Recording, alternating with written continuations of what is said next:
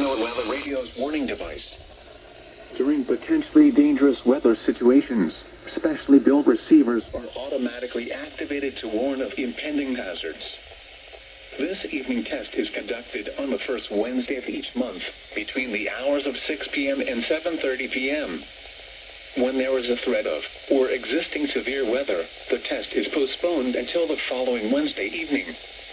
Reception of this broadcast and the warning alarm will vary at any given location. This variability, normally more noticeable at greater distances from the transmitter, may occur even though you are using a good quality receiver in perfect working order. The warning alarm will be activated for warnings in selected watches affecting locations in portions of West Kentucky, Southeast Missouri, Southern Illinois, Southwest Indiana, and Northwest Tennessee. This concludes this Wednesday evening test of NOAA Weather Radio's warning device. We now return to our regular programming.